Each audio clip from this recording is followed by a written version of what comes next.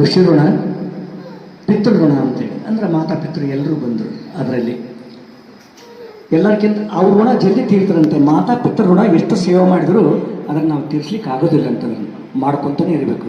ಅದಕ್ಕೆ ಶುಭ ಸಂದರ್ಭದಲ್ಲಿ ನಾವು ದೇವರ ಜೊತೆಗೆ ತಂದೆ ತಾಯಿಗಳ ಆಶೀರ್ವಾದ ಸಹಿತ ಬೇಕು ಅಂತೇಳಿ ಸಂಕಲ್ಪದಲ್ಲಿ ವಿದ್ವಾಂಸರು ಮಾಡಿಸ್ತಿರ್ತಾರೆ. ಇದು ಪಿತೃಪಕ್ಷ 15 ದಿನದಲ್ಲಿ ಸಾಮಾನ್ಯವಾಗಿ ಯಾರ್ಯಾರು ಕೊಡ್ತಂದ್ರೆ ಹಿರಿಯರು ಹೋಗಿರ್ತಾರೋ ಅವರೆಲ್ಲರಿಗೆ ಸಂತರ್ಪಣ ಮಾಡ್ತಕ್ಕಂಥದ್ದು ಒಂದು ದಿನಗಳಾಗಿ 15 ದಿನ ಮೀಸಲಿಟ್ಟಿರ್ತಾರೆ ಇದಕ್ಕೆ ಪಿತೃಪಕ್ಷಕ್ಕೆ. ನಾವು ಬರೀ ನಮ್ಮ ಮನೇಲಿ ಮಾಡ್ಕೊಂಡ್ರೆ ಕೇವಲ 4-5 ಮಂದಿ ಊಟ ಮಾಡ್ತೀವಿ ನಾವು. ಎಲ್ಲ ಪಿತೃಗಳು ಸಮಾನರು ಇವರೆಲ್ಲ. ಎಲ್ಲರೂ ಸುಮಾರು 60 ಅಂಚಿನಲ್ಲಿ ಆಜುಬಾಜಿನಲ್ಲಿ ಇರ್ತಕ್ಕಂಥವ್ರು ಎಲ್ಲರೂ ಮಾತಾಪಿತೃಗಳು ಸಮಾನ.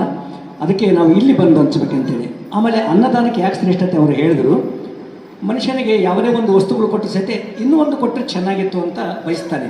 ಬಂಗಾರ ಆಗಿರ್ಬೋದು, ಬಟ್ಟೆ ಆಗಿರ್ಬೋದು, ಇನ್ನೂ ಏನೋ ವಸ್ತು ಆಗಿರ್ಬೋದು, ಇನ್ನೊಂದು ಕೊಟ್ಟಿದ್ರೆ ಚೆನ್ನಾಗಿತ್ತು ಅಂತ. ಊಟ ಹಾಗಲ್ಲ.